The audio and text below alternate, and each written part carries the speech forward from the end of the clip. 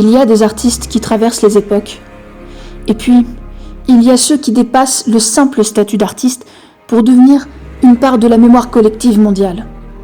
Michael Jackson faisait partie de ces rares personnes-là. Pendant des décennies, il a donné au public bien plus que de la musique. Il a offert des émotions, des souvenirs, des moments de rassemblement. Il a également révolutionné l'art du clip, de la scène, de la performance. Il a porté des messages de paix, d'amour, d'unité, à une échelle que peu d'êtres humains atteignent dans une vie entière. Des millions de personnes ont grandi avec lui, trouvé du réconfort dans ses chansons, appris à rêver grâce à son univers.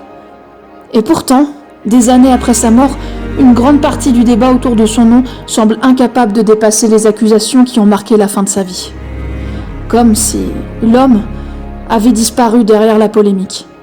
Comme si toute une existence devait être résumée à des soupçons, des controverses et des titres chocs.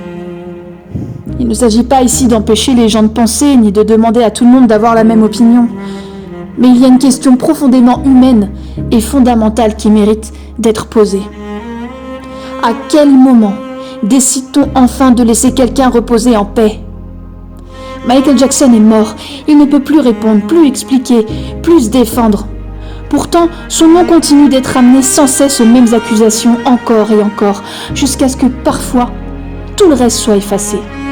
Son œuvre, son impact, sa générosité, son humanité complexe, sa fragilité aussi. Car derrière l'icône mondiale, il y avait un être humain, un homme qui a vécu sous une pression inimaginable depuis l'enfance, un homme observé, disséqué, jugé par le monde entier à chaque seconde de sa vie. Peu de personnes n'auraient pu survivre psychologiquement à une telle exposition permanente. Et malgré cela, il a continué à créer, à donner, à monter sur scène pour offrir au public quelque chose de plus grand que lui-même.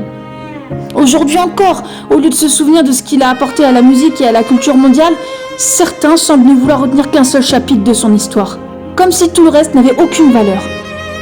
C'est peut-être ça qui fatigue le plus, cette incapacité collective à regarder un être humain dans toute sa complexité. On peut débattre, on peut avoir des opinions différentes, mais on peut aussi choisir la nuance, la dignité et le respect.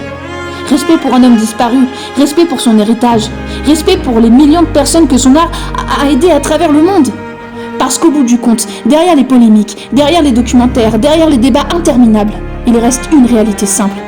Michael a marqué l'histoire de l'humanité culturelle comme très peu d'artistes l'ont fait. Et peut-être qu'après toutes ces années, il serait temps de se souvenir aussi de ça.